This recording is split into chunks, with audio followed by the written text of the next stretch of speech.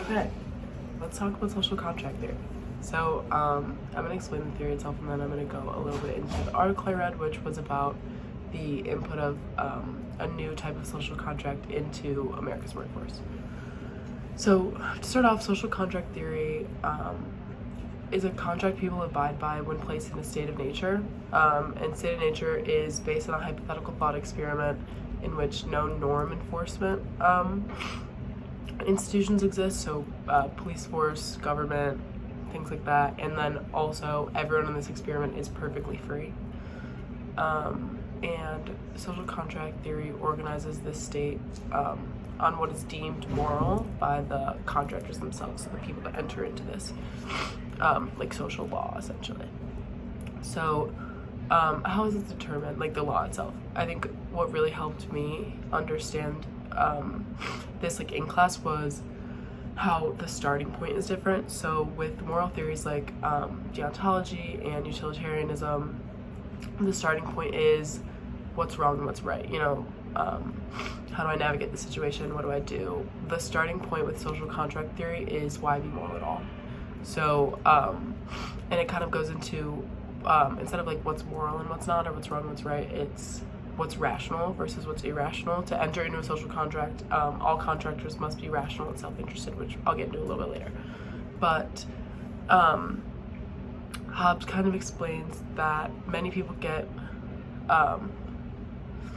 Hobbes explains this, that even though people may get away with acting against the agreed upon rules of social contract theory, it's never in their best interest to do so, because it will never increase the likelihood of their personal gain. So a rational and self-interested person would never choose to do this.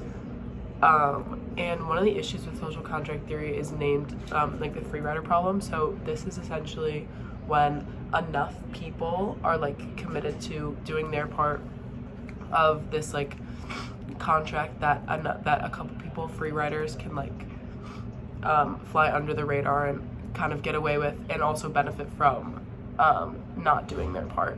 And Hobbes kind of negates this issue by explaining that even if someone is self-interested and like doesn't want to participate in the social contract theory, it is still technically the best for them, because the risks of not contributing outweigh the benefits of like the gains of doing so.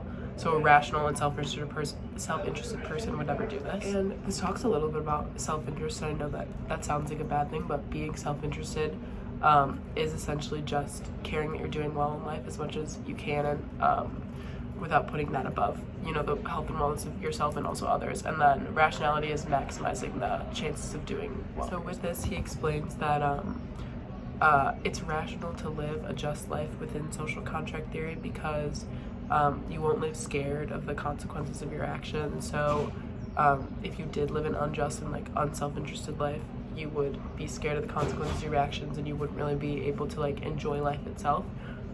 So that's Hobbes' big argument against the free ride argument. Okay, so I'm now going to talk about a little bit about the article I read. So it was a new social contract. America's workers deserve their fair share of economic gains. So it talked about how after World War II, there was not a real treaty, but a treaty put in place called the Treaty of Detroit, where some companies provided a wage increase for their workers tied into the rate of inflation, and then also a 2% annual improvement factor. And this made sure that workers shared in the economic gains of the economy that they were building. So obviously this means that if the economy goes up, because the workers are working so hard, then their like economic gain itself will go up. So it's a mutually beneficial system. And in the 1980s, this whole system kind of broke down. Since the breakdown of this contract, a lot of workers nationally have been calling for a new social contract, one that keeps their jobs safe. And one of the issues that was kind of brought up in this article was AI.